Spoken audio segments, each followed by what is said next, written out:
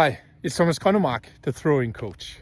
Here are the 7 worst football throwing mistakes that coaches make. 1. That your players are coming too close to the thrower. When the receiver of the ball is coming too close to the thrower, you create a high pressure zone, and then there's a big risk that the opponents will take the ball from you. This is easy to train. You can learn your players that in training. The second thing is that your team is just throwing the ball down the line, up in a big bunch of players. It creates the same as before, a high pressure zone. It creates duels, and it means that, again, your opponents can take the ball from you. The third worst mistake is that your team is not moving correctly. A lot of football teams are not moving when they have a throw-in. And even if they move, they don't create high quality space. You can learn your players to create team space creation and create different kinds of valuable space all around the pitch, so you can either keep possession, create a chance, or score a goal after a throw-in situation. The fourth worst mistake is that you're blaming the thrower. I see that a lot of times, that if a team doesn't succeed on the throw-ins, then all the blame goes to the thrower. And for me, that's really bad, because most of the time when a team has a bad throw-in, it's because the thrower doesn't have very good options. Yes, of course, once in a while the throw is bad, yes. But I see it's lack of team space creation that makes it hard for the thrower. So instead of focusing only on the thrower, like many coaches do, focus on throwing as a team thing.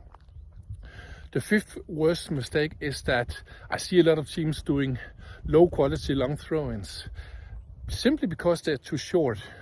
If you want to score on long throw-ins, you want to have a world-class long thrower. You can do that with training. Most of my players are improving between 5 and 15 meters with my long throw-in technique training. And so can you create and train a player to throw really far? Do you have long throw-in tactics and a couple of good headers? Then you can have long throw-in success. One of my teams, Calling, scored 11 long throw-in goals the last 6 months. So yeah, it's possible for everybody to use them if you want that according to your playing style. The sixth worst mistake is that I see a lot of coaches who are not training throw-ins. Hey man, there are 40 to 60 throw-ins in a match. You're using approximately 20 minutes of playing time on throw-in related situations, and then you're not training throw-ins. Wow. I see many coaches are using kick-ins instead in training because it's a little bit easier, and then they're surprised that their team have big challenges with throw-ins in a match. So hey, you have to train them. And then the seventh worst mistake is that some coaches are saying, oh, I don't have time for throw-ins in training. And for me, you don't need much time. You can use 10 minutes, 15 minutes, and it doesn't have to be only isolated throw-in training. A lot of my drills, they can be incorporated in normal football training, because it has passes, tackling, movement, goal scoring, and many other things. So yes, you have enough time for throw-in training, no matter if you only train 1 or 2 times a week.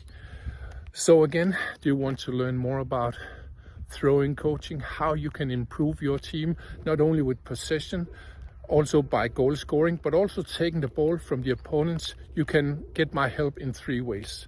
Either you can invite me to your club. You can also invite me to make a course where other coaches can come. And then I also have a online course, Gronnemarks Throwing Academy, where you can learn a lot. You can find the link somewhere below or besides. That was it. Have a fantastic day. Bye bye.